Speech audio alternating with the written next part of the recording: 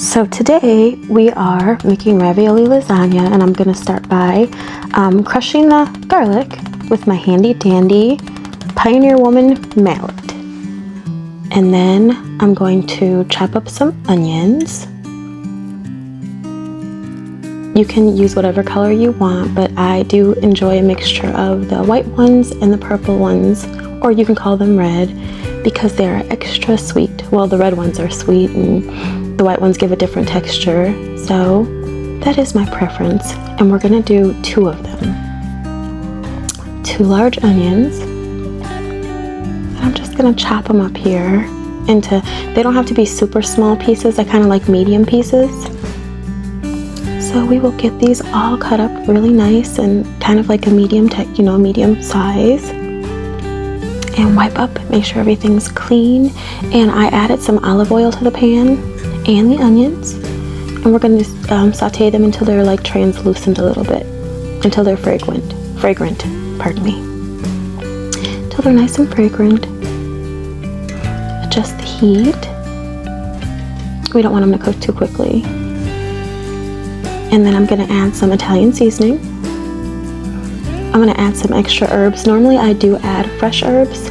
And the crushed garlic. And then I decided, what the heck, let's use all the garlic. Because it's going to be a huge pot of pasta sauce with a nice garlicky texture. Or I'm sorry, a nice garlicky flavor to it. And we're just going to mix that in with the Italian seasoning and the sauteed onions, and it's going to be really, really nice. I'm allowing it through the seasoning in to kind of let the flavors bloom, and as you follow my recipes, you're going to find that I am a huge rosemary girl.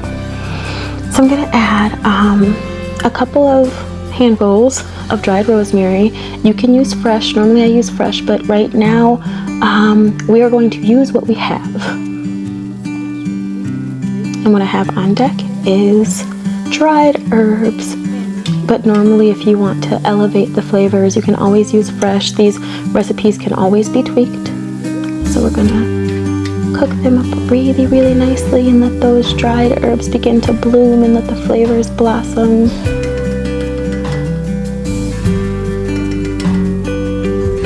Mix it up really nice. And we're gonna add some bulk Italian sausage. This is about 2 pounds, and the kind that I use is from a store that we have here in town called Festival Foods. You can also use like the Johnsonville sausage links and cut them out of the casings if you want, or whatever Italian sausage that you have on hand, but this one happens to be my favorite. And of course, just about everything I cook has a little bit of accent or MSG in it. It used to be rumored that MSG is bad for you, but actually it's really good for you. And of course, some spicy Danos. And I don't know if I mentioned it or not, but the Italian sausage is spicy as well. So it's going to give the sauce a tiny bit of kick. It won't be too hot though. And now we are going to kind of grind up the meat with my handy dandy potato masher. We're just going to mash this up really nice and break the meat down. You could use a meat breaker-upper thing if you have one, but I don't. So once again, we will use what we have and it will be enough. So we're gonna mix it up really nice, get everything incorporated, and we're gonna brown it. Now, early on, I noticed that my pan was gonna be too small. So all of a sudden you will see me in a few seconds, voila! I have a bigger pan and the meat is all brown. Magic, right? But I'm going to, bigger pot actually. So I'm going to need this huge pot because we're going to make this huge thing of sauce. And here's my favorite part. I don't know why it makes me feel like such a chef, but red wine. And that one wasn't enough.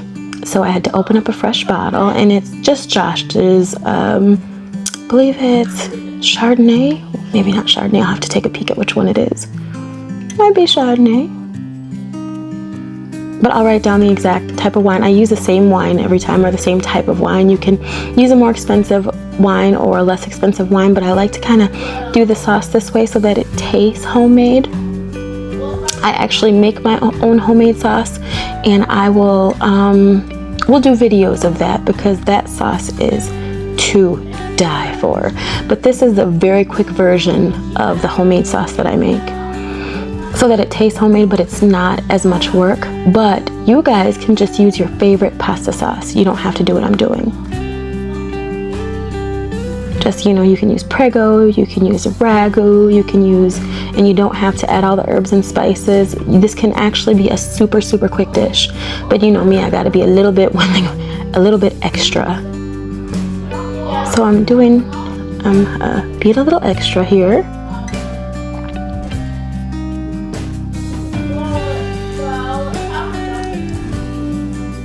I'm gonna add more sauce and more sauce and more sauce. We are up to about 4 jars here.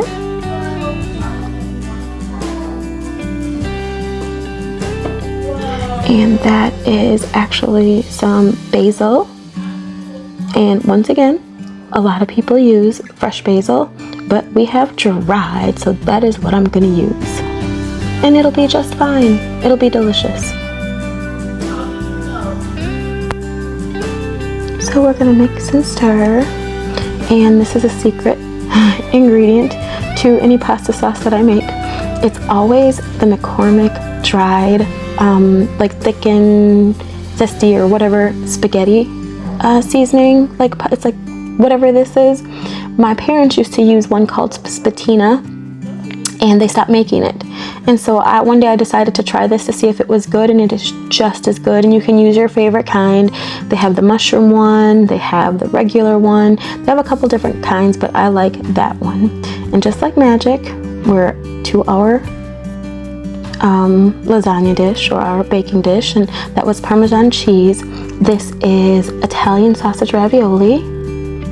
This is mozzarella and provolone cheese. Like, it's a mix, and normally I shred my own cheese, but once again, this is a very quick family meal. There is also another type of ravioli that I'm using. I'm using the cheese ravioli, I think 5 cheese ravioli, and the Italian sausage ravioli, and I'm going to layer them in a pan. And I'm going to layer them in a way so that when you cut into the lasagna, you get a piece of each one. And I will layer, well, that was an accident. I accidentally dropped some cheese in there because I was going too fast. But I'll just put the sauce over there and nobody will notice there's a little extra cheese on one person's piece. So we put the sauce in, and then we layer it with Parmesan cheese, as you can see. And then we're going to layer it with more cheese because we're from Wisconsin and you can never have enough cheese. Cheese is good. And then we'll layer it with more ravioli, of course. And this makes 2 9 by 13 inch pans. And what I do with the second one is I will, if all of the kids are home, then I will freeze it. I have 6 kids, and it'll last us a couple days. If they're all home, I will bake it. But if they are not all home, I will keep one and freeze the other. So this one is going to be cooked tonight, and then there's a second one that you won't see me make, but I'm going to freeze that one. And you can take the frozen one out and thaw it out the night before, and it will be absolutely delicious. So yep, layer everything up really nice. Add some Parmesan cheese on top and some Italian seasoning. And it's gonna be beautiful. You see, it turned out beautiful. And I can't wait for you to eat with me. There's a place for you at my table right there. That's your spot. And now I'm gonna try it. And I was just saying how I'm gonna try the first bite and how I already know that it's delicious. I'm so excited. It's one of my kids' favorite dishes, and it's super, super easy. I normally keep all of the ingredients in the freezer. And of course it is yummy. Oh my goodness, it's so good. Absolutely delicious. There's my second bite, just to make sure it's not poisonous. And of course it's not. It is delicious, yummy.